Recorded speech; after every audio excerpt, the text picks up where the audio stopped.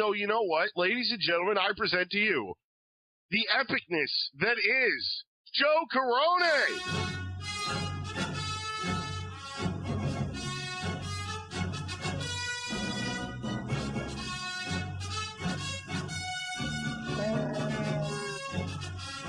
We have with us Star Wars artist and Star Trek artist, yes, I hear you, Eric, Joe Corroney, who is definitely one of the top Star Wars artists currently working for Star Wars. I know some people rank him just below Dave Dorman, who is kind of a legend. And also joining me, if you can't hear him, is Bruce, as he is preparing for bed. So welcome to the show, Joe Corroney. Do you want me to call you Joe or? Yeah, Joe's totally fine. No, you don't have to go with Mr. or anything like that. Mr. Joe. Yo, Joe. We can do that. Yeah, well, I'm a G.I. Joe fan, so there you go. You did do some art for G.I. Joe, didn't you? Yeah, I'm a huge G.I. Joe fan, actually. So a few years back, I got to work on G.I. Joe for IDW for a little while. So with G.I. Joe, I have to ask, what do you think of the movies, the two live action movies, not the animated one? I would say the first live action movie was so-so. It had some parts to it that were enjoyable. Overall, it was disappointing, but the second one, it's still not perfect, but definitely more enjoyable than the first one. It had more of an attitude, more of a vibe.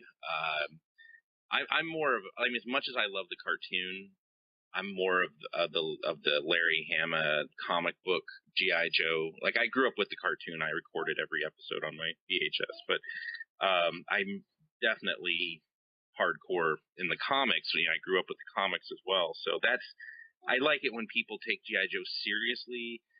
That said, the new movie was probably the best interpretation, like modern interpretation of the cartoon, which isn't really a bad thing either. I thought the first one was too campy.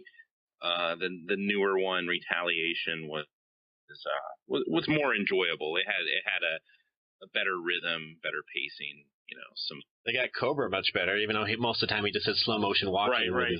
Yeah, Cobra was good, right? Yeah. So yeah, I enjoyed it. I wouldn't say it was great, but I enjoyed it more than the first one. Well, it definitely brought G.I. Joe kind of back into the public mindset, because before that it was just one of those, like, it's kind of like what Transformers was before the live action movies, where it's like it's like a retro comic where people read it if you like the 80s, but not really. Yeah. And so I imagine that really helped your business a little bit. Yeah, I'm sure. I mean, we wouldn't have the G.I. Joe movies without the Transformers revitalization. But even that said, like, I'm pretty much not a fan of the Transformers movies. Like, the first one was okay, but I'm not a huge Michael Bay fan in general. So I think those films are just exercises in tedium and excess, and he totally misses the mark on what makes Transformers so cool. But other than, he got one thing right though, he got Peter Cullen. Well, yeah, of course. I mean, you know, Optimus rocks and his voice is great, and Peter Cullen doing the voice is probably the one saving grace of those movies. But yeah, they're just terrible. I mean, they get worse as they go along. So I don't. Yeah, and they get longer. Yeah, and even longer, right? I just can't wait for someone else to just do a Transformers, and you know, it's all spectacle and no substance. So it's unfortunate, but I will definitely say though, no matter how unfortunate those movies are, I hated the animated one because they basically killed off every single person. No, don't say that. The animated Transformers, the movie from 86? 87? 86. With Orson Welles? Yeah, it's 86. No, dude, that is the best Transformers movie. That's like, but they killed off every single character you know. But it doesn't. But there's so much. No, they don't kill off everyone. But even when they kill off a lot of the main Autobots and Decepticons, there's a reason for it. I mean, there's a reason in the story. They're not just killing off characters in that movie to kill them off. The story in that film is epic. I mean, you've got Unicron, you've got the Matrix of leadership, you got the Dinobots actually doing Dinobot actually came at Matt being a part of the story that mattered. No. Transformers the movie is the Transformers movie. Trust me. I'm a passionate Transformers fan too. So, I guarantee I'm not the only one that. I just need to go back to it then. And yeah, I grew up with. I saw it in 1986 when it came out, and Transformers had been really only on TV for 1 or 2 seasons at that point. So it was still Transformers was still really brand new and amazing. And then to go see the movie, and you're like, oh, okay, it takes place in the future. This is awesome. And then within the first 20 minutes, Optimus gets killed, and you're just like, that was such an epic moment, like one of the saddest moments of my childhood, and not just mine. Kids all over the world were like, "Oh my God, we couldn't believe they just killed off Optimus." But it made the movie that much more powerful. It made the story mean that much more for all the other characters. So when you're invested in the first couple seasons of Transformers, and then you go see the movie. Granted, this is in the 80s, the mid 80s, but it was just. And not only that, but the animation at the time was revolutionary. We as kids, we just never really saw animation like that. That was like definitely a few steps up from what they were giving us in the cartoons. So I will say this about that one: that death meant a lot more than what they did in the animated G.I. Joe movie. Yeah. With the Duke in the movies was better than Duke in that movie. Right. It's like, yeah. And then they complain about him dying in the movie, which is not a spoiler. It's the first 10 minutes. Right. Deal with it. Right. Well, yeah, they just threw in Channing Tatum just to, I don't know why they even brought him back, but apparently they added more scenes with him just so they could put his name on the marquee to get people to show up. But he wasn't really necessary to the story. But Optimus in the animated movie, that was an important. It made sense in the overall. When you go back and watch it, I think you'll have a different grasp. The movie's so 80s, but it's Dare to be stupid. Yeah, right. Weird Al. But I love that song, and it's during the Junkions when they're on the Junkion planet. It just fits. Everything in that movie just works. It's so great. If Michael Bay could even come close to the epicness of the animated movie, then maybe I'll cut him some slack. But no, he's missed the mark from day one. So I guess one quick question about Transformers. They said the 5th one, Michael Bay is not directing. Yeah, thank God. He only did the 4th one because they paid for Pain and Gain, which I guess Pain and Gain was entertaining enough. So I guess I'll give him that one. Peter Cullen wants Michael Bay to return for the 5th one, but who would you like to direct? Who do you think would make a good Transformers movie? Oh my God! Well, we got somebody like Guillermo del Toro that just did Pacific Rim, but granted, he's too wrapped up in Pacific Rim 2 and then all this other spin-off material that he's developing for that. So, but obviously Guillermo del Toro can handle giant robots and human characters and actually give a movie heart, something that Michael Bay misses, and he can do it with spectacle. Whereas, Guillermo has that. He can deliver spectacle and substance. But I don't know, besides Guillermo, I would say, God, who else is out there? Somebody like James. Not that he do it. What about James Cameron? Not that he would touch it. Right. Yeah, he's got Battle Angel Alita still at some point. But Cameron would do amazing, of course. He's a master. But he's got Avatar 2, 3, 4, and and so on. Random diving to the bottom of the Mariana Trench. Right? Yeah, he's your own submarine. And J.J. Abrams is busy collecting franchises, so he might as well collect Transformers. While he's at it, he's got Star Trek, Mission Impossible, Star Wars. He's only directing one Star Wars, but he'll probably end up producing the others beyond that. Granted, so basically, he's controlling your livelihood, right? Pretty much, and. It's funny, yeah. I started out in Star Wars, and then I moved to Star Trek for a little while, and then I'm starting to juggle both back and forth, so I can follow JJ's career trajectory pretty well. I can kind of relate with the whole, sometimes I'm doing Star Trek, sometimes I'm doing Star Wars, and then I'm working on other franchises on top of that. So, granted, he makes a lot more money than I do, but artists don't make tons of money. No, not really. Going to Comic-Con doesn't make you make tons and tons and tons of money everywhere? No, it does not. In fact, I'm probably losing money at some of these shows, like some of the big ones like Comic-Con, because of what we pay to, basically we invest to go, and then it's not cheap with hotel and table costs and all that other stuff and travel and shipping and but basically some of those bigger shows, you're not going to make money, you're going to get more work, keep your name out there in the industry, meet new clients, that kind of thing. So some of the smaller shows I make a decent profit here and there, but. So are you talking more like the San Diegos and the New Yorks, right, and Dragon Con, or does that include that? Because I'm here in Utah, and so you've come to Salt Lake every time, and that's pretty big.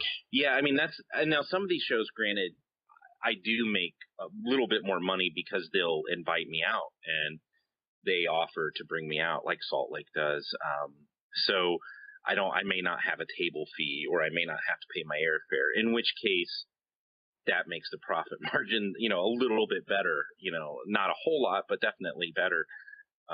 So some of these shows will invite me out as a guest. I mean, a lot of them do actually, but there are some that I do have to pay for on my own dime, like San Diego or New York, and those.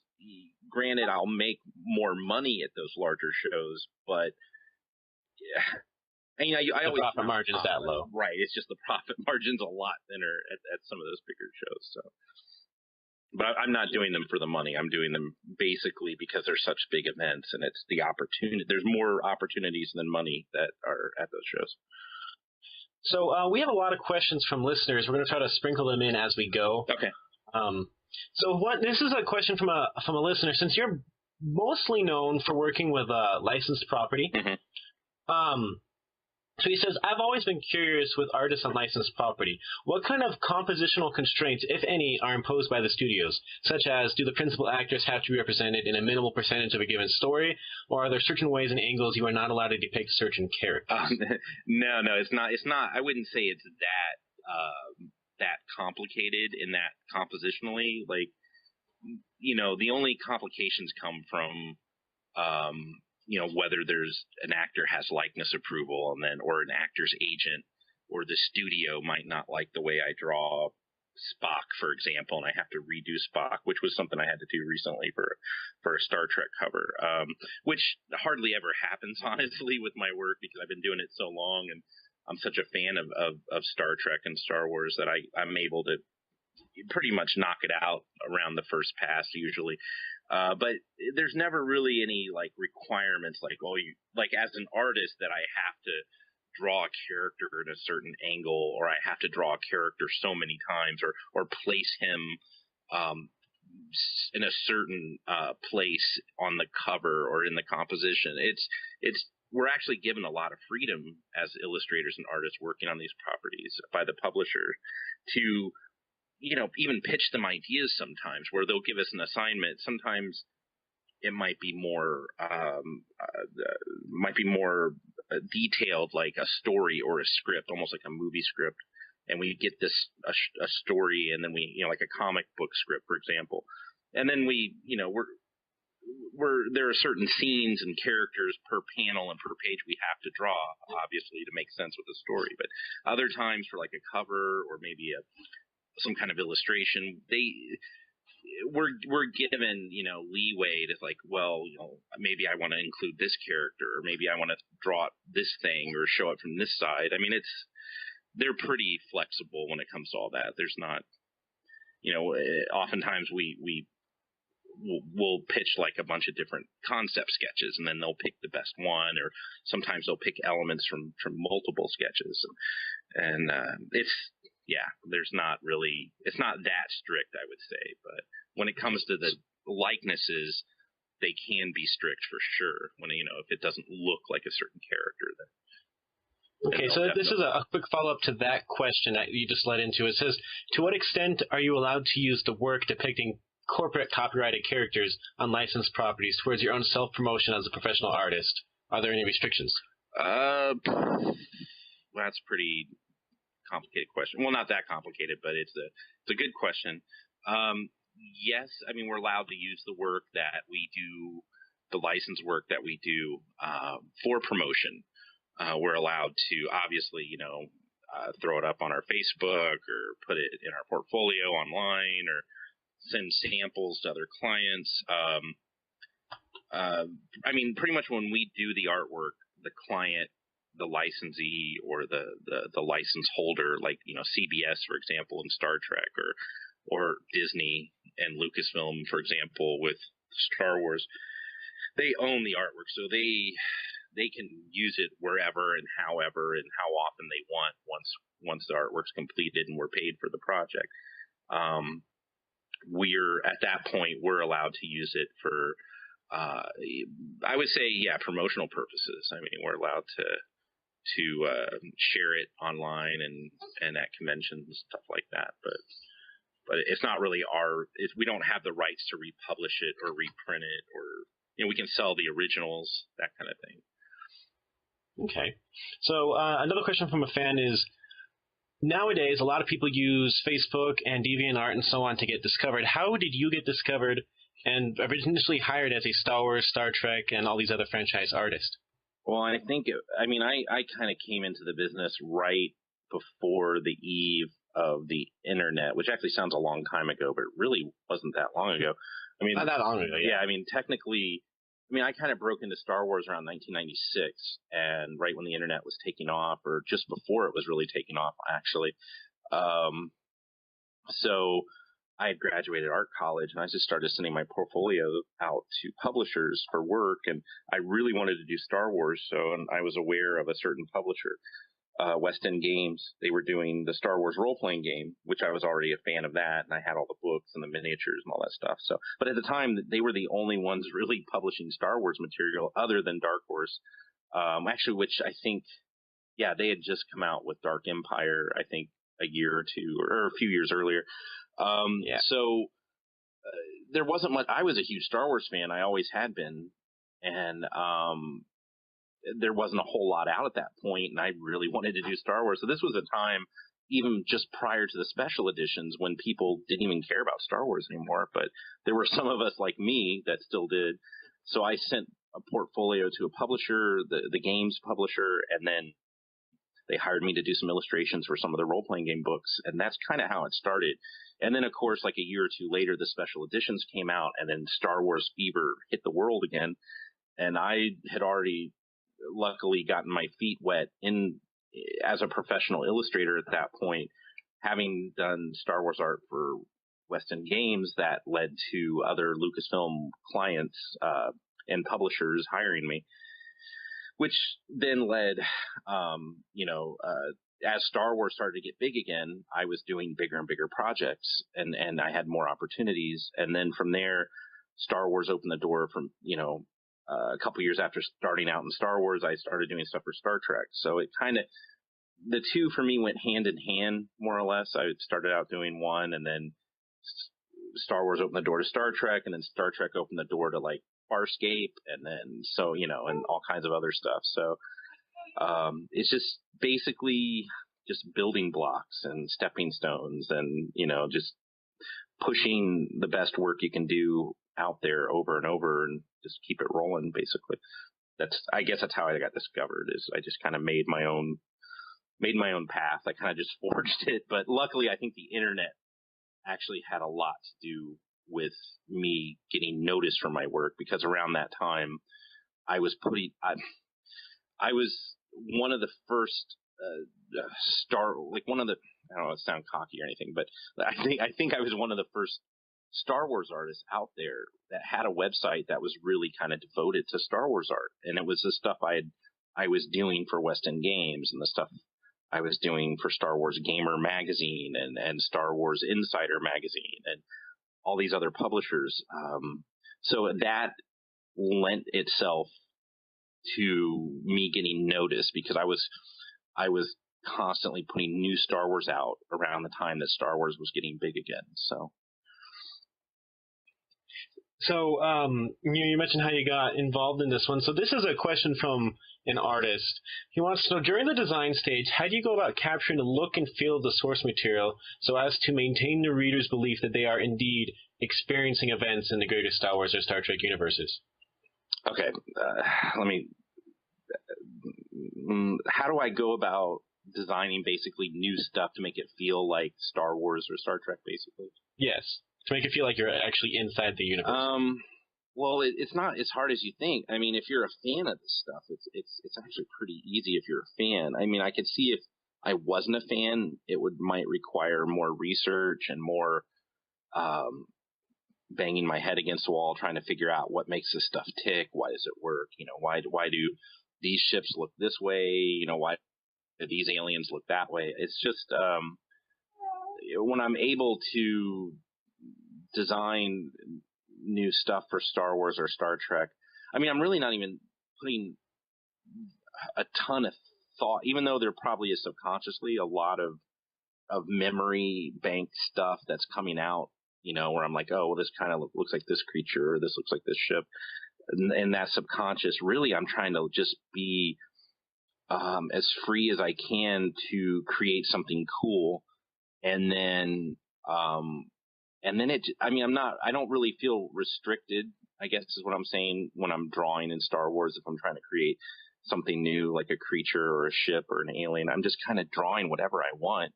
And then the fact that it is for a Star Wars project, it ends up, having that Star Wars feel automatically because because of the content that it's used for. That said, I mean, I'm still probably subconsciously thinking, oh, well, I should probably put this, like when I'm designing a costume, it might look reminiscent of another character's costume from a movie or something like that. Just there might be elements of that in there. But it's most of the time I'm just sort of letting my imagination go free, basically. One question I have is you've worked with so many franchises that you're obviously a huge fan of. Star Trek, Star Wars, G.I. Joe, Farscape, and so on. Mm-hmm. Do you still get when you get to be doing art for a new franchise and actually get paid for it? Do you still get giddy and excited, like I'm assuming you were with Star Wars for the first time and Star Trek for the first time? Yeah, I mean, it depends on the franchise. If it's something new, I guess. Yeah, I mean, for the most part, the honest thing is nothing makes me feel as excited as Star Wars or Star Trek. I would definitely say I lean more towards the Star Wars side. Obviously, that for me. I grew up with both. Star Wars is definitely my passion.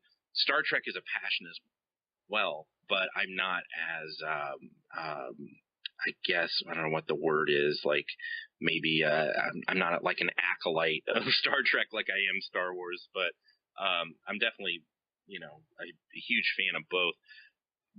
That said, other things that have come since then, like Farscape or G.I. Joe, or even True Blood, which I was a fan of the show before I. Doctor Who too, right? I've done Doctor Who, but honestly, this probably upset a lot of people out there. But I'm not a huge Doctor Who guy. I did work on the classic Doctor Who comic book series, and I've done a little bit of other Doctor Who stuff here and there. But I'm lost when it comes to Doctor Who. Like I know I'm vaguely familiar with. I'm familiar enough with it that I can work on it. And when it comes to like covers and stuff like that, or sketch cards or whatever, but beyond that, like I'm not versed in it like I am Star Wars or Star Trek. But basically, to answer your question, I mean, like I might get a new property to work on, like Walking Dead. Okay, there's a good one. Like I in the last couple of years, I started doing Walking Dead art for Cryptozoic, and they do the trading cards and sketch cards.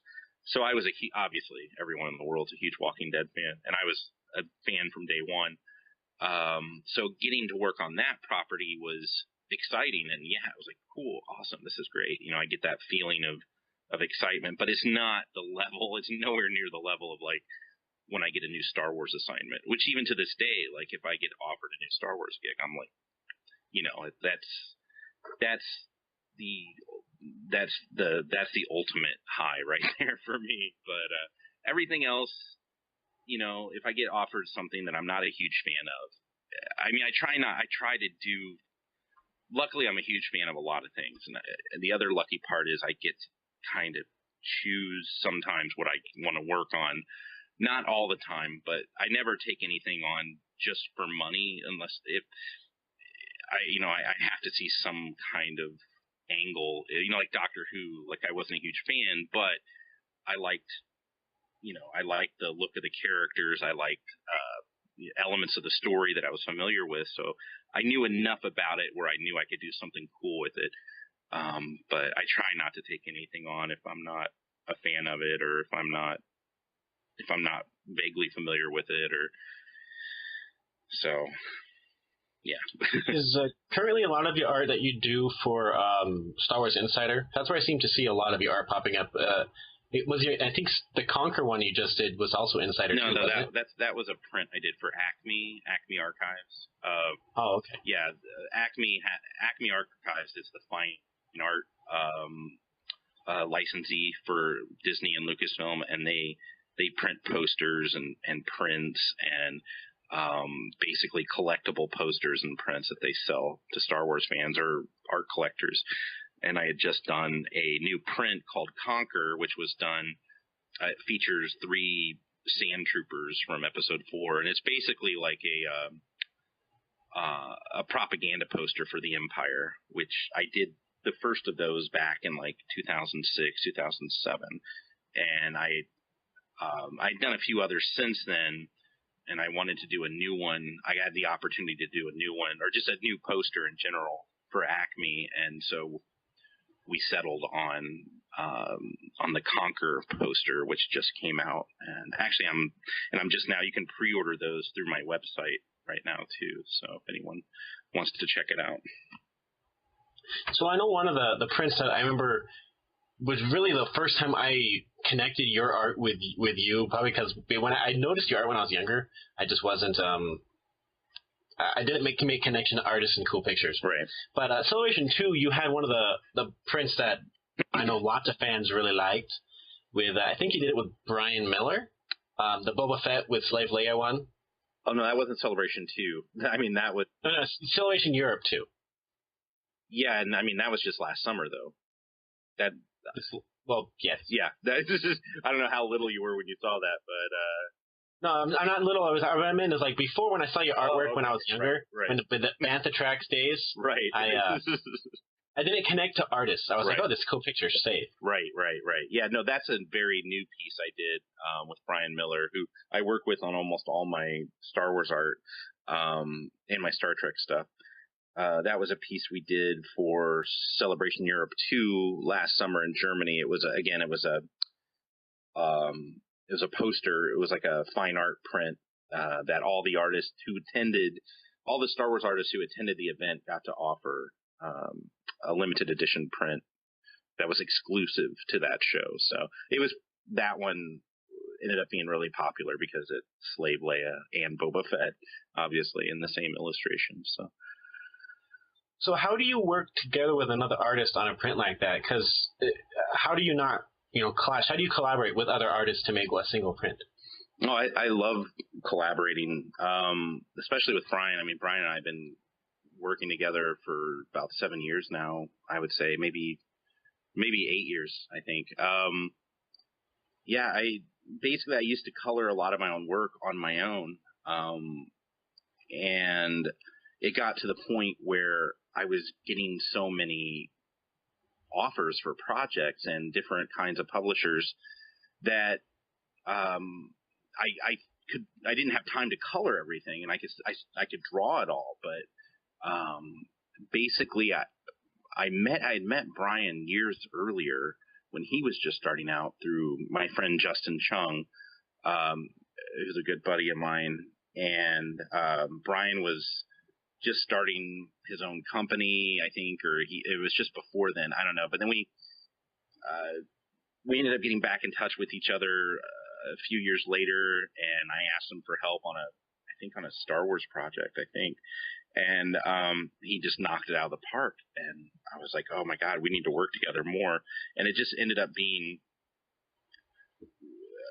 we collaborate, like we kind of share the same brain. It's like basically when I'm working with Brian, what I'll do is I'll develop like a full color composition, like not a finished illustration, but a really tight fully rendered, full color piece, and then I'll do the drawing version of it, just the black and white, whatever, pencil, ink, whatever, and then I show him what it should look like. This are basically, this is more or less what I'm hoping for the final version to look like. And then what he does is he takes my ideas and my concepts, and then he puts his style and technique, and even comes up with his own ideas, sometimes, and it just elevates what we do together. So it's a very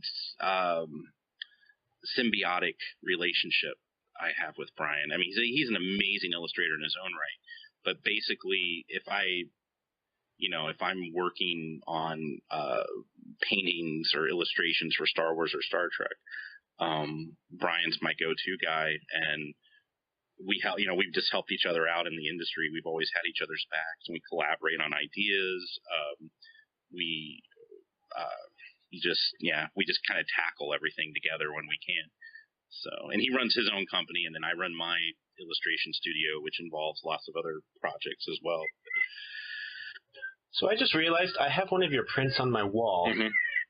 It's the Return of the Jedi poster from Celebration 6. Right, yeah. The 30 years one. Mm-hmm.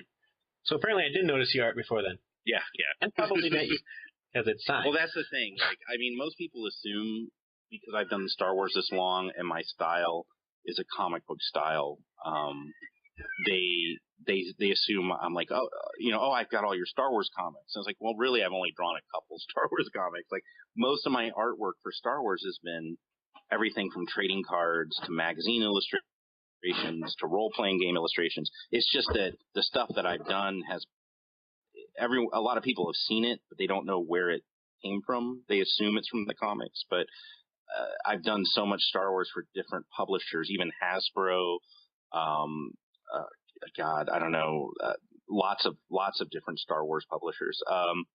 So people see it online and they see my work, but they don't always know it's from me, or they assume it's from something else. And so yeah, it's just one of those. I work in different styles too, which is the other thing. Like, I don't have like a lot of comic book artists will draw in one very specific style, and I definitely have my go-to style that I enjoy working in the most. But I can't just draw like that all the time because it would get really boring. So I tend to play around with different techniques, different styles, different mediums. So sometimes, you might see something that's from me and you may not realize it. Yeah, it's not like, say, like a Dave Dorman cover you can pick out anywhere. Yeah, I mean, he does. You try lots of different things with yours. Right. And I've been successful in that regard. Like, I've been able to do lots of different projects because it's whatever works for, Dave Dorman's never hurting for work because he's amazing and talented, and he can do these amazing paintings in oils and acrylics, and of course he has a signature style, and that's what he gets hired for. And I have my signature style as well, but also over the years I've done other styles and experimented and tried different techniques, and which have been successful on their own as well. So it's a little bit different with my work. I think people don't necessarily, I don't have the same name recognition, but my artwork has recognition, I would say. That makes sense. So we're going to move on to some more of the fan questions. So while we're on Star Wars, Andy from Rebels Report actually wants to know if you'd ever want to work on realistic depictions of Star Wars Rebels characters. Oh, I'm sure that'll happen at some point, possibly. I mean, it almost happened a couple times with Clone Wars, just on some trading card or sketch card projects. And actually, I think I've done it. I have on a few sketch cards where I've drawn like a realistic Ahsoka. And I've even done some concept art, which may or may not ever get seen, maybe someday, of a realistic Ahsoka. But as far as Rebels, yeah, it's totally doable. I mean, it could happen. I know that my pal Doug Wheatley, who just did the book cover for this new Star Wars Rebels novel that just came out. Yeah. New Dawn, written by my other good friend John Jackson Miller. Well, Doug did the realistic interpretation of those characters on the cover, and then in the latest issue of Star Wars Insider, he illustrated the tie-in short story for that novel. And the illustrations are in black and white, but they're gorgeous. I mean, it's Doug Wheatley, so it's just like amazing. But basically, he did realistic versions of the Rebels characters already in that short story for Star Wars Insider. So it's not like anything where I'm like, oh, I need to go do my version of that, or I'm like, yeah, I mean, I love the cartoon stuff. Clone Wars was amazing. I'm a huge fan. I'm sure I'm going to be a huge fan of Rebels, too. A lot of my friends are working on that. So everything I've seen so far is amazing. So I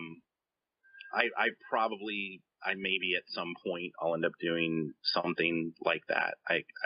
It's definitely possible. So do all comic book artists and writers just know each other? Because you've mentioned lots of names that you said they're all your buddies. So do you meet them at like Comic Cons and so on? Like Artist Alley, I'm assuming it's a great way to meet people. Yeah, I mean, the comic industry is not. I mean, it's a small industry, really. Technically, I mean, a lot of us, especially because we go to conventions and social media like Facebook and Twitter. I mean, everyone is aware of everyone's work, more or less. I mean, if you're in the business, it pays to be aware. But, I mean, it's the industry itself. I mean, yeah, it seems like it's a huge industry, but really the community, it has a very, the comic book industry is a very fan-friendly, very family-oriented community. I mean, we all kind of have each other's backs. We look out for each other. We hang out together at conventions. And then when you add the Star Wars artist community, which is definitely more of a sort of a sub-genre of comic book industry community. So, I mean, even you're getting down to even more of a tighter knit group of people, I would say.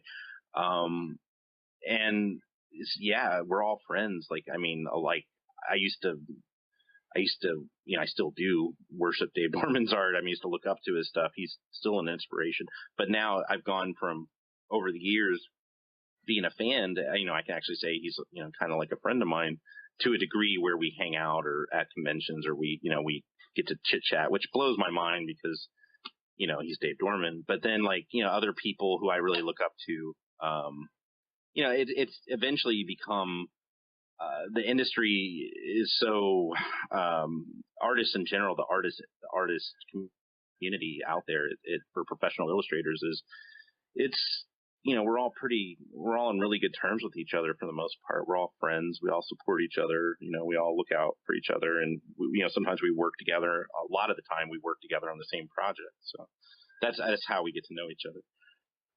Okay. So we're going to have to begin wrapping this up shortly. So we're going to do a couple more questions and then let you plug away. Here's a good fan question. Comic-Cons are moving away from writers, artists, and creators, like the big ones. Do you see yourself ever leaving Comic-Cons?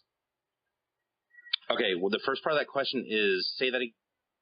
It says Comic-Cons, such as San Diego and other ones, seem to be moving away from writers, artists, and creators in favor of television, movies, and so on. Do you ever see yourself leaving Comic-Cons because of this? Well, I think the first part of that question is, that's definitely kind of a hot-button issue right now, just the way it's getting a lot of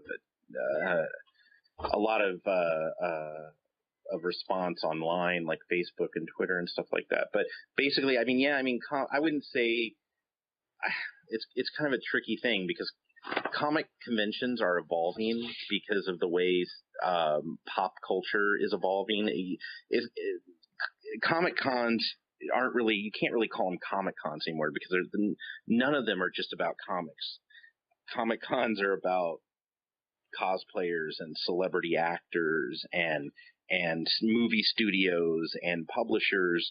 I mean, the way that pop culture and geek culture is taking over the world, these conventions just can't be about comics anymore. They're about The Walking Dead. They're about Game of Thrones. They're about all this other stuff, which is not to say that conventions are moving away from writers and artists. It's just that they're evolving, and comic artists and writers, they're they're not the destination that they used to be at these conventions. In order for these conventions, I think, to thrive and grow, and to bring in more families and more fans, is they bring in these actors, they bring in these cosplayers. So yeah, it does take away from the focus of the writers and the artists, but I mean, we're still a major factor. I mean, you can't have any of this stuff without us, basically. So I wouldn't say the conventions are. I mean, you get something like Comic-Con in San Diego. Yeah, that's huge, and the studios are dominating for sure. Artist Alley gets smaller and smaller every year, but I don't really see I don't see myself boycotting conventions because they're evolving. I mean, if anything, if you're going to survive in this industry, you have to evolve and change along with it. I mean, you can't. I mean, a lot of older creators, or even, I don't know, maybe younger ones too, I don't know, but they're putting their foot down and going, "Oh, Comic-Con suck, and they're not about comics and they're not about art." It's like, well, yeah, but that's across the board. Like, you can't. You either have to evolve with it, and you have to learn ways to adapt to succeed. And I think a lot of that means pushing yourself to do better work, so that you can still get noticed at these conventions. It could mean still coming up with ways to sell your work better, or to interact with fans more, or just to get, market yourself better, or just do the best work you possibly can. And then you'll stand out. You'll still succeed at these events. So I'm not boycotting conventions because they're, there are some shows I won't do because they're not creator driven. Like Wizard World shows are not necessarily creator driven. There's definitely more of an emphasis on cosplayers and actors, but yeah, I mean, I would say that there are some shows, like some Wizard Worlds, I may not do because I just don't like how they don't handle the promotion of their artists better. But that's not to say that I'm not going to go to lots of other shows. Okay. I believe when you were at Salt Lake Comic Con is when CBS announced that you're doing like your first Star Trek book cover. Yeah. Was that your first book cover you ever did in general? That is, well, I mean, that's my first novel cover. Novel cover. Yeah. I mean, I've done tons of covers for comic books. So this was sort of a natural progression, I would say. I mean, I made a name for myself in the industry over the last, gosh, I don't know, how many, maybe 7-8 years or so doing covers for lots of different comics. So, and a lot of those were Star Trek covers for the Star Trek comic books. So, I guess CBS gave me a chance to do a cover for a Star Trek novel, and yeah, and I was really excited about that. So, is there a difference in the approach for doing a book cover versus a comic book cover? Yeah. And do you want to do more? Oh, I definitely want to do more. I mean, I've been bugging my editors for more book cover work, more novels. So, I mean, I just wrapped up that one just recently with Brian Miller and I. So, I mean, our approach is definitely different, I would say. I mean, not that, I wouldn't say it's that different overall, but I mean, the final technique is definitely different. It's more of a fully painted style, kind of like the Slave Leia and the Boba Fett poster you mentioned earlier. It's more done in that style, but that's because with the book cover, the budget is bigger than the comic book stuff. The comic book stuff, the budgets are not that big. So, and on top of that, the turnaround to turn those around is really fast. The comic book publishing industry is very fast paced. It's very hectic. The book publishing industry, we had more time to play with the cover, and it was something that we could work on over a number of months. Whereas a comic book cover, we might only get a few days or a week or a couple weeks. I mean, at the most. So, yeah. So with the book cover, it's going to look more detailed and rendered and fully painted. So, which is something I love to do. So I want to do more of those. So it's all about the scheduling and the budget and stuff like that. Okay. Well, it's getting late on your end, so we're going to wrap up with this last question. We're going to give you, I like to give all our guests a soapbox at the end of their interview so they can promote any upcoming appearances, projects, your website, how people can get in contact with you. So we're going to give you the soapbox to speak to the fans and promote what you wish. Okay. Sure. I do have some things coming out in October, on October 14th, which is just coming up really fast. I have artwork coming out in the Star Wars Imperial Interactive Handbook, which is another book in the series of like the Jedi Path or the Book of the Sith or the Bounty. Well, that was one that was just announced, right? Yeah, Star Wars. That was just announced. So that's coming out really soon. It's one of those like deluxe interactive books that are they're written in universe. Basically it's like an Imperial handbook as it were written by the Empire, basically. And it comes with like lots of little cool, nifty little collectibles, and the book is electronic, and it's pretty awesome. And then, so I have artwork in that. That's coming out soon. What else? We discussed the Star Trek novel, which comes out in November. So the novel is called Foul Deeds Will Rise, I believe, and that comes out from Simon and Schuster, and I think around November 26th, or just before or just after Thanksgiving. I think that Star Trek novel comes out. And then let's see what else. Gosh, I don't know. I have so much. Star Wars Insider. I have a few new stories coming out in that. Sometime in October, I believe. I illustrated a short story that ties into the new Star Wars novel Tarkin, which comes out in October or so. There'll be a short story. Actually, I think it's an excerpt of the novel that'll be in Star Wars Insider in October, and then I illustrated that excerpt with some new Grand Moff Tarkin and Darth Vader illustrations for that. And then, oh gosh, I don't know. There's so much stuff. That's the main stuff. As far as conventions, I will be at New York Comic Con from October 9th through the 12th, I believe. So that's a big one coming up. So if you're hearing this podcast on that weekend, come see me at New York Comic Con. What else is coming up? A few other smaller shows. Monroe.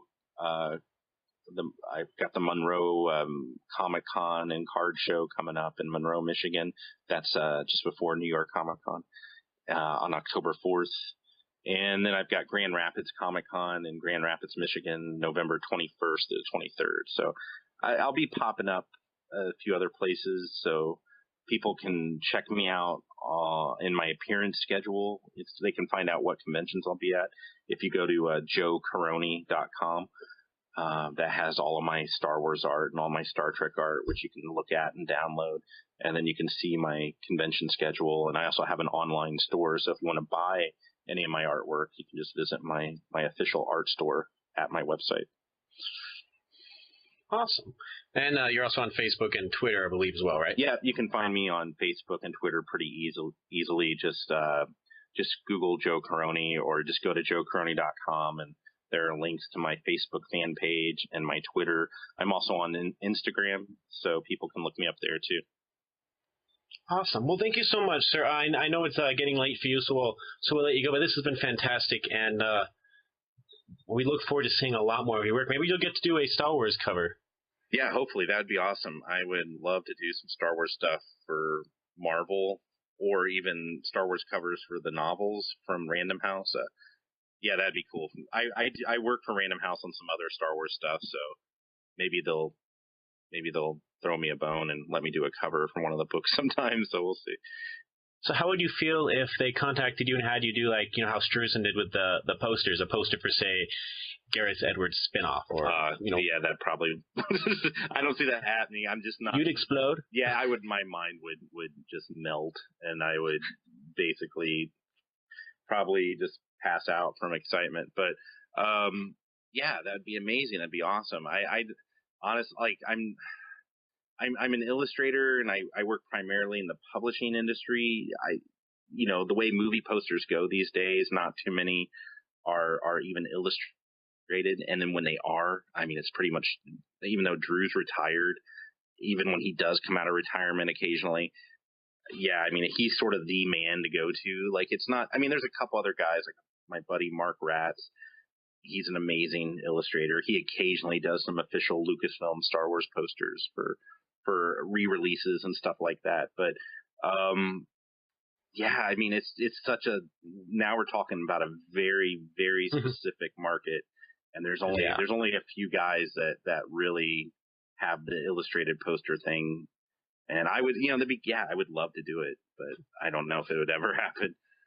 And when it comes to Rebels, Dave Filoni, I know, did a lot of the stuff for Clone Wars, so yeah, he might just do those ones himself. Yeah, I mean, Dave Filoni's a great artist too, so yeah, he might end up doing things, or now that Marvel has a Star Wars license for the comics, we're going to see a lot of Marvel artists doing Star Wars stuff. So I mean, I tend to. I'm lucky in the sense that me and a few of my friends who do Star Wars art on a regular basis, like we kind of have our own little pedestal that we can, we may not necessarily need a Marvel or a Dark Horse, but we're still able to do Star Wars regardless for other publishers. So, as long as I'd love to do stuff for Marvel, but it's just as long as I'm still doing Star Wars art, it doesn't matter who it's for. If it's for, Lucasfilm or Disney and one of their publishers, that it doesn't matter which publisher. I'm just happy to do it. So awesome. That was a fantastic way to conclude. Thank you so much, sir. And we'll send this to you as soon as it's up. But right now, you probably need sleep or get back to work. Yeah, it's only 10:30. I'll be up a while. Well, it is a Friday. Yeah. I keep on forgetting what day it is because I work at a hospital, so it's like my weekends don't exist. Right. I work till 11 o'clock when I do, so it's like I don't know what day it is anymore. Right. No, I'm usually up late anyway, so.